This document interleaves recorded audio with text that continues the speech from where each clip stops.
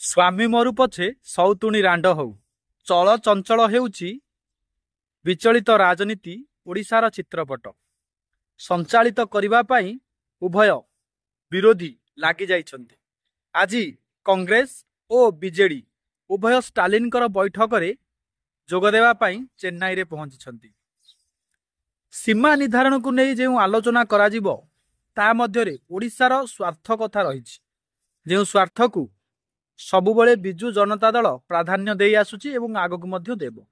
ତେବେ କଂଗ୍ରେସ ଉକ୍ତ ବୈଠକରେ ଯୋଗଦାନ କରିବା ପରେ କେଉଁଠି ନା କେଉଁଠି ଲାଗୁଛି ଓଡ଼ିଶାରେ ବିଜେଡି ଏବଂ କଂଗ୍ରେସ ମଧ୍ୟରେ ଚୋରା ପିରତି ଆରମ୍ଭ ହୋଇସାରିଛି।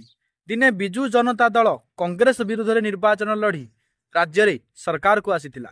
ଆଜି ସେଇ କଂଗ୍ରେସ ସହିତ ମିଶି କିଛି ନୂଆ ପ୍ଲାନ୍ କରି ପୁଣି ଶାସନକୁ ଫେରିବା ପାଇଁ ଚେଷ୍ଟା କରୁଛି କି? କଂଗ୍ରେସର 15 ବିଧାୟକ ଏବଂ ବିଜୁ ଜନତା ଦଳର 51 ବିଧାୟକ ଯଦି ମିଶି ଯାଆନ୍ତି ହୁଏତ ରାଜନୀତି ଗୋଟିରେ ଓଡ଼ିଶାର ପାଣି ପବନ ପରିବର୍ତ୍ତନ ନିଶ୍ଚିତ ଭାବରେ ହେବ। ସୀମା ନିର୍ଦ୍ଧାରଣ କଥା ହେଉ କିମ୍ବା ବିଧାନସଭା ଲୋକସଭାରେ ସିଟ୍ ବୃଦ୍ଧି କଥା ହେଉ, ସବୁ ଜାଗାରେ ବିଜୁ ଜନତା ଦଳ ନିରପେକ୍ଷ ଭାବରେ ରହୁଥିଲା। ହଠାତ୍ ଏଭଳି ଜାତୀୟ ରାଜନୀତିରେ ପାଦ ଥାପିବା ଏବଂ ମୋଦିଙ୍କ ବିରୋଧୀ ମେଣ୍ଟରେ ଯୋଗ ଦେବା ପାଇଁ ନବୀନଙ୍କର ଯେଉଁ ପ୍ରୟାସ ତାହା ବାସ୍ତବରେ ସଫଳ ରୂପାୟନ ହୋଇପାରିବ କି? କଂଗ୍ରେସର ବିଶ୍ୱାସ ଭାଜନ କରିପାରିବେ କି ନବୀନ? କଂଗ୍ରେସ ସହିତ ମିଶି ସରକାର ଗଢ଼ିପାରିବେ କି ନବୀନ? ଏପରି ଅନେକ ତଥ୍ୟ ଭିତରେ କେଉଁଠି ନା କେଉଁଠି ନବୀନଙ୍କର ଯେଉଁ ସ୍ୱାର୍ଥ ଭାବ ଆଜି ଦେଖିବାକୁ ମିଳିଛି, ସରକାରର ମୋହରେ ରହିବା ପାଇଁ, ସରକାରକୁ ଚଲେଇବା ପାଇଁ ନବୀନ ପଟ୍ଟନାୟକଙ୍କର ଏ ଯୋଜନା ନିଶ୍ଚିତ ଭାବରେ ସଫଳ ହେବାର 100% ଚାନ୍ସେସ୍ ରହିଥିଲେ ମଧ୍ୟ ବୁଦ୍ଧିଜୀବୀମାନେ ଚିନ୍ତା କରୁଛନ୍ତି ନବୀନ କେଉଁଠି ନା କେଉଁଠି ଗୋଟିଏ ଭୁଲ କରୁଛନ୍ତି, ଯାହା ବିଜୁ ଜନତା ଦଳକୁ ସମ୍ପୂର୍ଣ୍ଣ ରୂପେ ଲୋପ କରିଦେବ।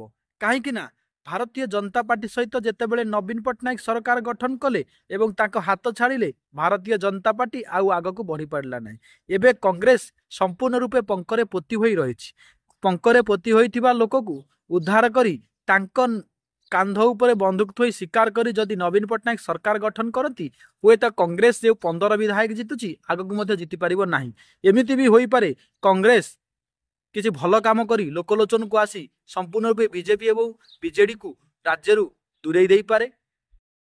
ତେଣୁ ଆପଣମାନେ କମେଣ୍ଟ ମାଧ୍ୟମରେ ନିଜର ମତାମତ ପ୍ରଦାନ କରନ୍ତୁ। ବାସ୍ତବରେ ନବୀନ ପଟ୍ଟନାୟକ ଯେଉଁ ସ୍ୱାର୍ଥ ଉଦ୍ଦେଶ୍ୟରେ ଷ୍ଟାଲିନଙ୍କର ବୈଠକରେ ଯୋଗଦାନ ଦେଉଛନ୍ତି ତାହା ସଫଳ ହେବକୁ? ବନ୍ଦେ ଉତ୍କଳ ଜନନୀ, ଜୟ ଶ୍ରୀରାମ।